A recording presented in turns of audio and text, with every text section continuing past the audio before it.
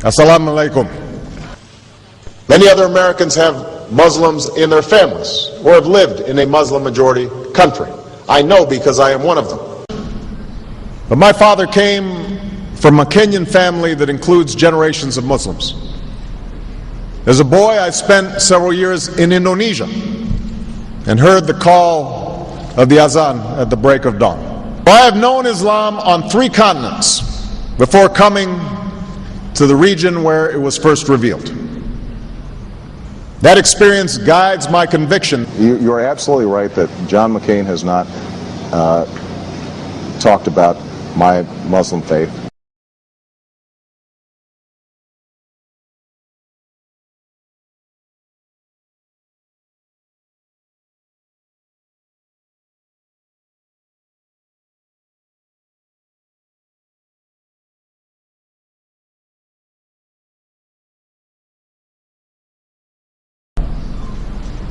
As the Holy Quran tells us, the Holy Quran teaches that, the Holy Quran tells us, and the Holy Quran also says,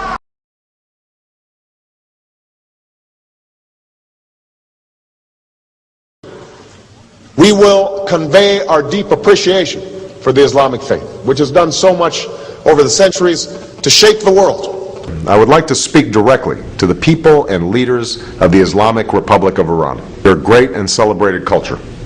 Over many centuries, your art, your music, literature, and innovation have made the world a better and more beautiful place. We know that you are a great civilization, and your accomplishments have earned the respect of the United States and the world. I also know civilization's debt to Islam. It was Islam at places like Uluzar that carried the light of learning through so many centuries, paving the way for Europe's Renaissance and Enlightenment. It was innovation in Muslim communities that developed the order of algebra, our magnetic compass and tools of navigation, our mastery of pens and printing, our understanding of how disease spreads and how it can be healed. Islamic culture has given us majestic arches and soaring spires, timeless poetry and cherished music, elegant calligraphy, and places of peaceful contemplation.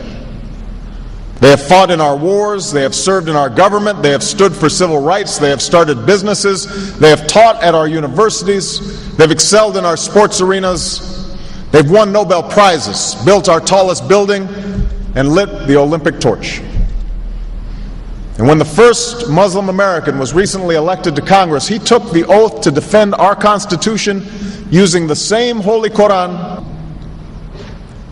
In ancient times and in our times, Muslim communities have been at the forefront of innovation and education.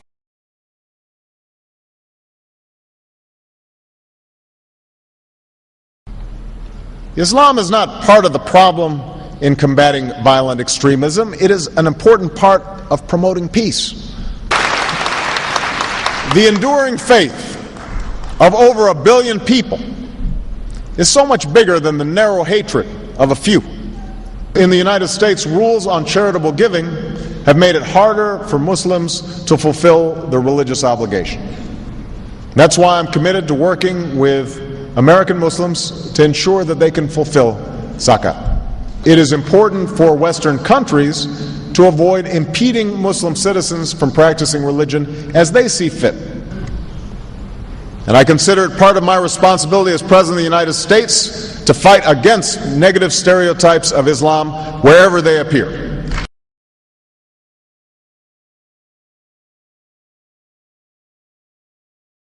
We are no longer a Christian nation.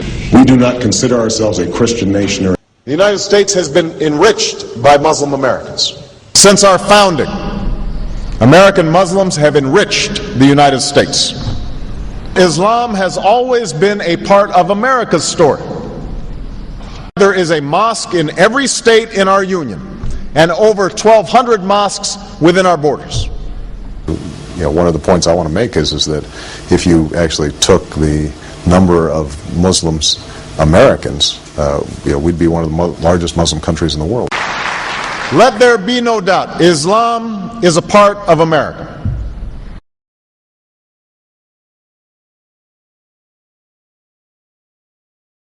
he did bow to the Muslim king, while he did not do it to the British Queen of England. And by bowing, he showed the world that I am subservient. I do bow down to you as a Muslim king, something no other president has done with Saudi Arabia. The Saudi king is his peer. He is not his subordinate in order to bow for him, and this is exactly what Obama did. Usually it is out of respect that someone would nod his head when bowing to royalty, and the ladies will give curtsy. But Obama went beyond what is required as a head of state and bowed to the Saudi king, and that's unacceptable. It sent the wrong symbol. When you say it sends the wrong signal, what signal do you think it sends? It sent a message that Islam is superior to any other master or king or president in the world, that an American president bowed to a Muslim king. It also sent a message that terrorism and jihadism is giving Islam the respect it should have on the world stage, to the point that it made an American president, for the first time in history, bow to a Muslim king.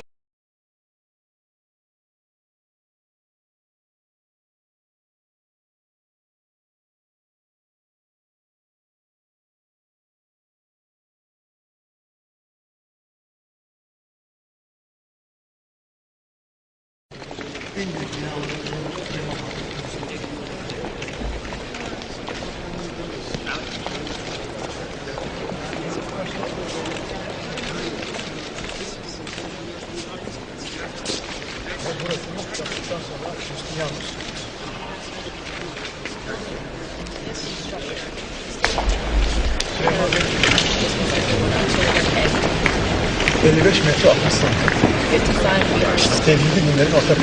this is a common thought shared by all the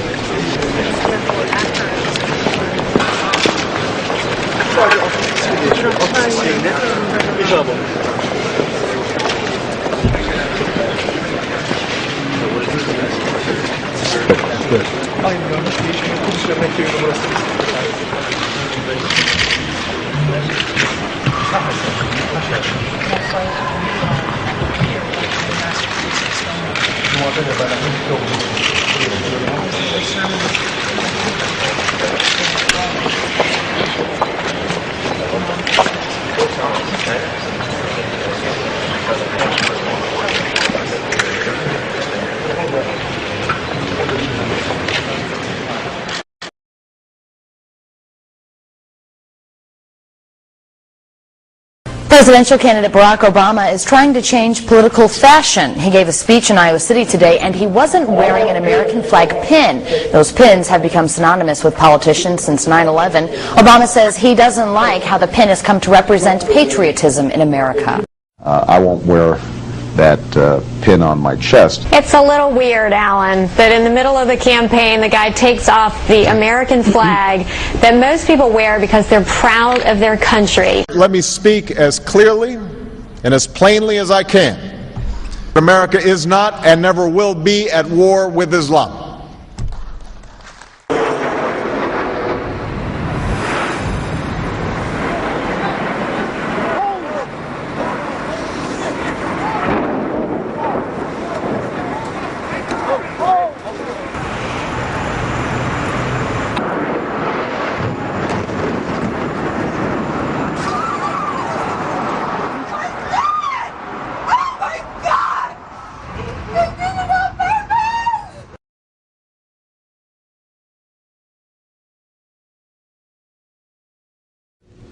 Thank you.